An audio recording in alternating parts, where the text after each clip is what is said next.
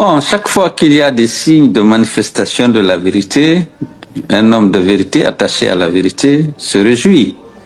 Et bien entendu, mon honneur et ma réputation ont été fortement touchés par les accusations gratuites qui ont été portées contre moi, à raison de la volonté de la junte, justement, d'affaiblir l'UFDG, d'affaiblir le président de l'UFDG pour les raisons que vous connaissez. Ce qui a été dit, c'est vrai, Larchman Matsila avait eu le courage de dire que Cellou Dalein ne connaît rien du tout. Je vais vous rappeler un peu l'histoire, hein. C'est comme ça parce que vous êtes les communicants. La vérité est que lorsque le président Conté m'a appelé, me posait la question de savoir si on était en train de vendre son avion. Je lui ai dit, c'est que je sais que le Conseil des ministres a approuvé la privatisation de Air Guinée, qui était considérée comme une conditionnalité de l'atteinte du point d'achèvement de l'initiative PPT à l'époque.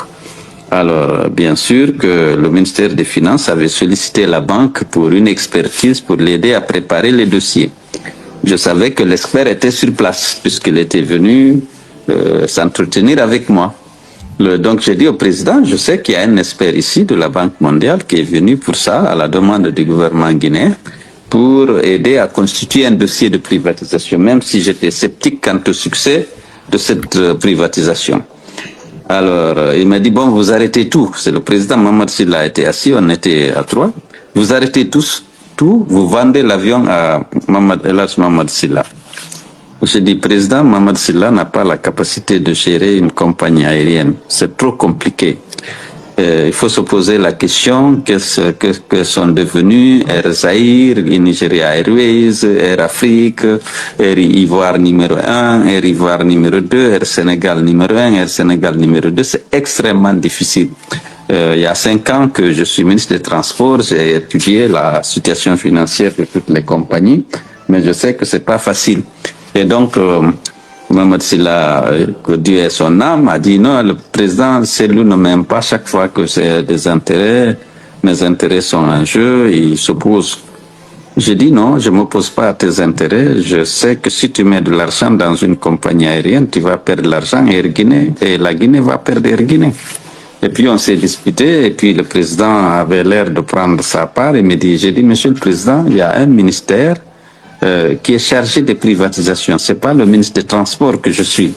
Je n'assure que la tutelle technique, mais le ministre en charge du portefeuille de l'État qui a le monopole, qui a les prérogatives de procéder à la privatisation des entreprises publiques, c'est seul le ministre des Finances. Il y a une loi qui a été votée à cet effet. Il dit, bon, tu informes le ministre des Finances. Mais il ne faut pas saboter, hein. Je dis, non, je ne peux pas saboter votre décision. Donc, finalement, le ministre des Finances a pris en charge et on me soupçonnait de vouloir saboter. On m'a mis aucun représentant du ministère du Transport ni de l'aviation civile qui assurait la tutelle sur les entreprises du secteur, ni le cabinet du ministre n'a été associé à la mise en œuvre de cette décision du président de la République qui avait pris d'ailleurs un décret à cet égard. Mais malheureusement, on a estimé que c'est moi qui étais seul, c'est moi seul qui avait pris cette décision de faire cette opération. Mais heureusement, Mamadou Sylla avait donc témoigné et aujourd'hui encore, les gens l'ont rappelé. Je crois, il semble que Faya Milimono et Faya Milimono et M.